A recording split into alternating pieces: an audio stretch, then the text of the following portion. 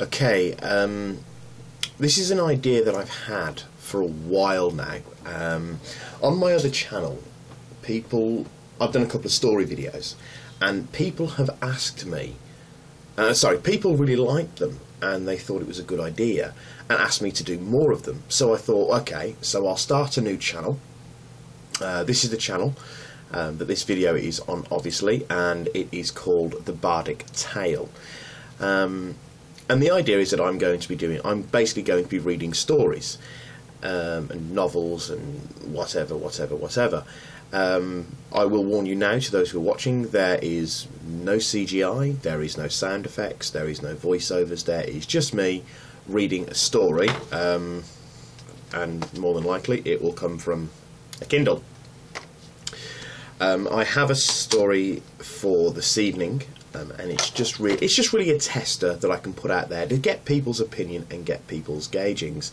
This one is one that I wrote myself, based within the Warhammer 40,000 universe, and it's really just to give an idea, to see if it's going to work, to see how it can play out.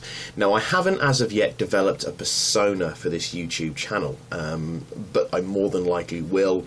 I'll probably find myself a hat or a coat or something and just see how it goes.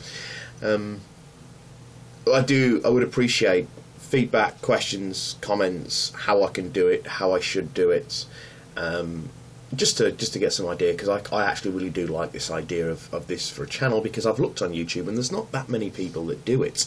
In fact, there's precious few people that do it, so it's something new. Some people obviously will have some books that they want me to do, unless your taste in books and taste in stories is very similar to mine, there's a chance I probably won't do it, because obviously if I'm going to involve myself in this kind of project, it does need to be something that I'm really passionate about and books that I really like. So without further ado anyway, I'm going to go into this first story, and it's a story entitled In the Lines, and it's set within the Warhammer 40k universe. I don't have it on printed out, so I am going to be reading it off my computer screen. Okay, but it's only a short one, but here we go. The soldier with the young face wrapped his standard guard-issued wet leather cloak around him.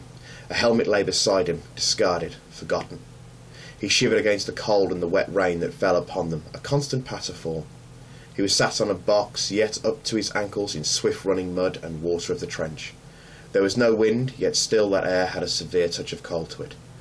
There was a stench in the atmosphere that left a foul taste in the back of the throat. The soldier wrapped himself tighter and shivered.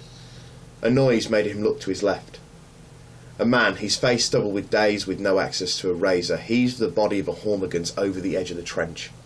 The mud squelched as the body impacted. Holes were burnt into the purple and cream armoured flesh of the creature, and one of the foreclaws was ripped off. The alien's face was frozen in a vile sneer, teeth glinting and running with rainwater. The soldier with the young face shuddered. Catching the movement, the man turned, his sergeant's stripes almost shining against the brown of his fatigues and green flak. The sleeves had been ripped off, showing the tattooed imperial eagle on one arm. Around his waist was buckled not the standard las pistol, but its more powerful counterpart, the hell pistol, smaller variant of the hell gun commonly carried by stormtroopers. His hand-to-hand weapon was a scimitar power sword, again not regular issue chainsword given to squad leaders. A las gun was strapped across his back. The sergeant and the soldier locked eyes. "What's your name?" he asked. "Bethran," was the reply. Then I hastily added, "Sir." The sergeant grinned.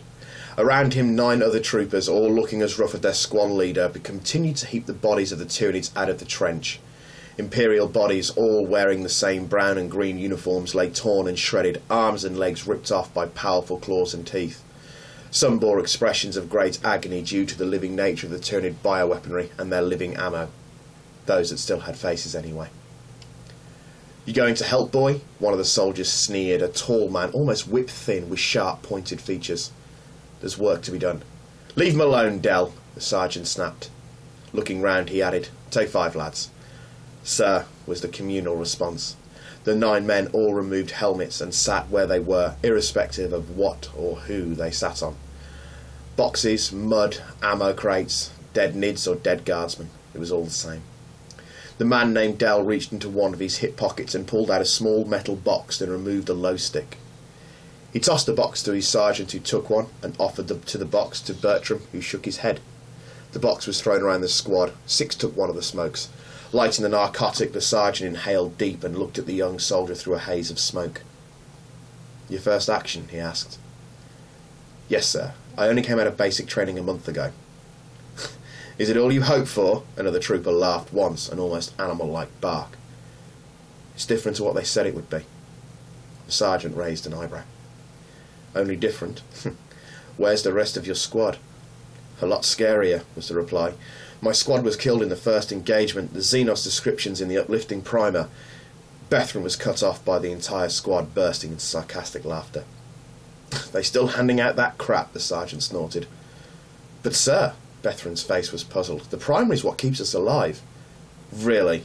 the sergeant asked sarcastically. Sergeant Dawn. "Sergeant Dawn, the Imperial Guard uplifting primer gives information on Xenos species, namely Orc, Eldar and Tyranid," Dawn replied, cutting the young man off. "I've read it. Let me tell you something.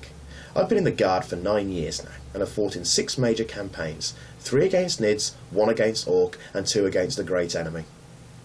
All the men made the sign of the Aquila to ward off evil, even Bethran, though he kept his hands underneath his cloak when he did it. "Do you know, Bethran, what one thing I learned in my first battle?" "Sir?" "That it's not worth the papyrus it's written on." The guardsman looked shocked.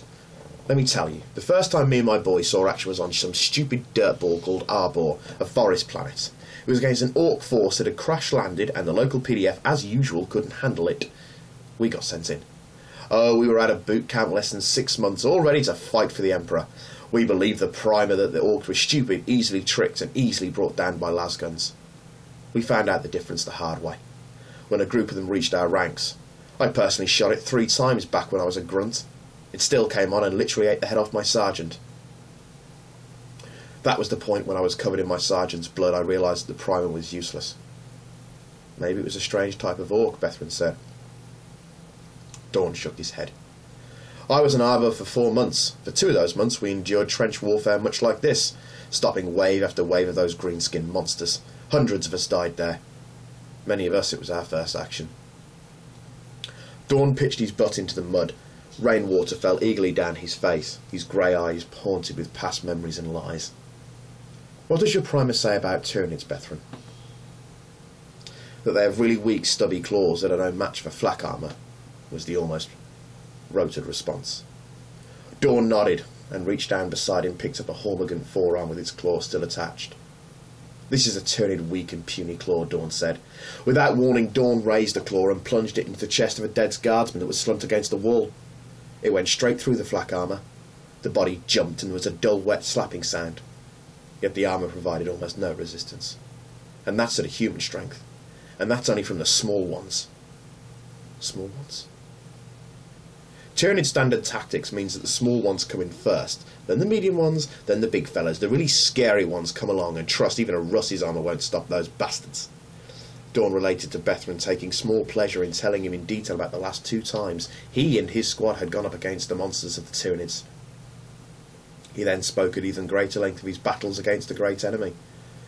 The others also told their stories. The length of time went long past any recommended break allowance. Night fell, and at some point the rain stopped, though none noticed. Starlight littered the night sky, familiar to all those present, yet none could pinpoint their own and which dire planet, which chances are they would never see again, orbited around. The temperature dropped severely, yet the veterans didn't seem to mind. At the end of it, Dawn looked right into Bethran's youthful face, which had gone white with horror. "Do you know where most experienced guardsmen keep their primer?" "In hip pouches for easy reaching and prayer." "No," Dawn replied. "They keep it here," he said, patting his breast pocket. "Can you guess why?" Bethran shook his head. "It's 1 extra layer between your heart and the thing that punctures it. It doesn't help much, but it works occasionally." "I can attest to that," Dell said. He dumped his last low stick butt into the slime. Dawn reached out his pocket and drew out his primer. "You want to know what it's best for?" He tore it down the spine in 2 pieces. Bethran's jaw dropped in horror. "Use it to light a fire. Keeps you warm at night. Makes good tinder." If the Commissar catches you without a primer, it's a shooting offence, as is defacing it, Bethran said. Dawn turned to the same dead soldier he had driven the claw through. He rummaged through his hip pouch and shook out the man's primer and held it up for Bethran to see. I have my own primer, safe and secure. What, you think he's going to need it? He jerked his head in the direction of the corpse. But the prayers to the immortal Emperor contained within it are in this one too. Somehow I doubt the Emperor is going to condemn me for losing a book. He sees the hell we go through in defence of his empire. I know he will understand. Your arrogance is amazing, Sergeant, Bethran said. Dawn looked at his squad, and an almost imperceptible signal passed between them. Bethran rose and swept his cape aside. Beneath he wore a long black and red overcoat belted with gold.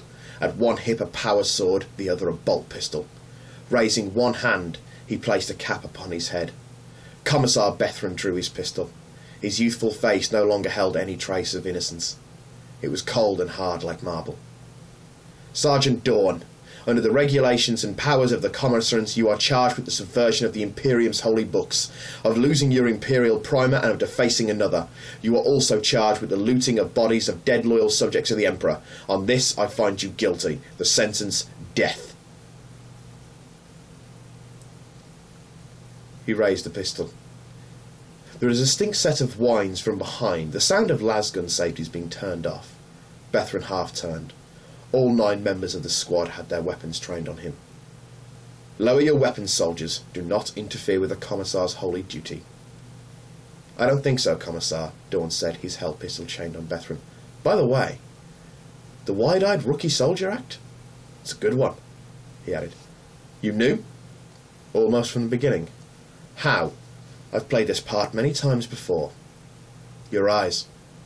No amount of makeup and training can hide the experience the eyes will show. Lower your weapons, Sergeant, Bethran snarled. And you say my arrogance is amazing, Dawn replied, his own eyes dark with the sights of death over the last several years looked right into Bethran's. 10 weapons fired as one.